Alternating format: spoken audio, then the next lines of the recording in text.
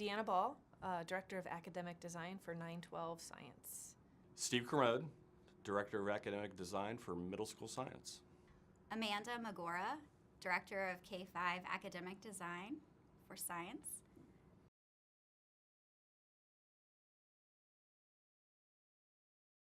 The 5E instructional model is based on the premise that we all learn by building our ideas on old ideas.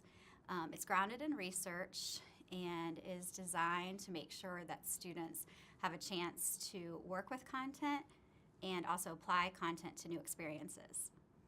And it melds very well with the next generation science standards. It's one of those things that you wouldn't think it would naturally fit because you have a 5E and then you have these new sets of standards, but they were written kind of together and they really meld very well together. So, for instance, you might have engage at the beginning. Engage equals very nicely to phenomenon in NGSS.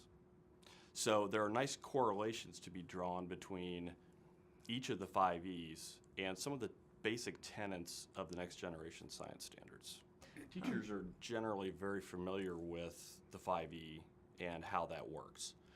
The challenge is going to be how do you integrate that now with the next generation science standards. So what we've done in this program is make it very simple for teachers to kind of tie everything together so that, again, an engage can equal a phenomenon, to get students engaged, to get students understanding the phenomenon, approaching the phenomenon.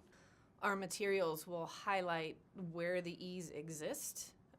They don't need to be defined moments, that there's a lot of overlap between these E's. So as we move from engage to exploring to explaining, etc., that movement can sort of go back and forth a little bit, and students can go back and re-engage. They can re-explore something new, maybe that they discovered while they were explaining, et cetera, et cetera.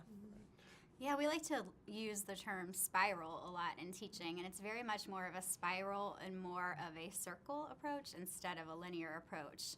And it's intended that way because it's more effective that way. Students learn best when they're constantly reflecting and thinking about the content and revisiting their ideas. I used to tell my fifth graders, for example, learning is a bit messy in that way, and that's why it's effective. It's extremely flexible for a teacher, which is great too. It works in different environments in the classroom. It works for collaboration. It works when students are even new to the lesson. If they've missed a couple of days, they can jump right in. I think that flexibility is key with this learning model and this approach, and that's why it works so well in the classroom.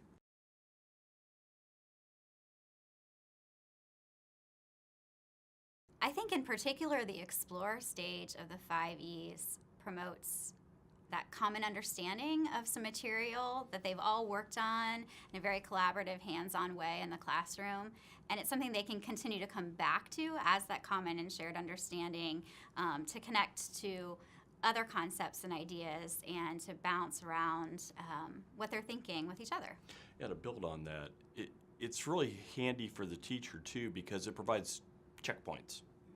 So it's easy for a teacher to go back and kind of check understanding and say, okay, at this point, are my students getting it? Are they not getting it? Do I need to revisit things? Is there a way that I can maybe take a little bit more of the explain part of this so that they can kind of build on that conceptual framework? Absolutely. And it's very fluid in that way, which makes it extremely powerful and effective. And I think across our K-12 Inspire Science products, I think as long as, through those different grade bands, we're encouraging students to lead their own learning and allow them those collaboration points, that as they build in their education and head into, those 9-12 years, that helps support, making science literate students so that when they go out into their communities, they've had these opportunities to interact with each other and talk and discuss things in ways that will just help them beyond the classroom. Yeah, absolutely. I mean, Inspire Science really has a goal of fostering that independence and confidence with working with science concepts that might otherwise feel really unattainable or complex to students. Inspire Science also, with using the 5E model, again, we want to emphasize the fact that it's not linear. It doesn't have to be linear. It actually provides teachers and students with the ultimate flexibility.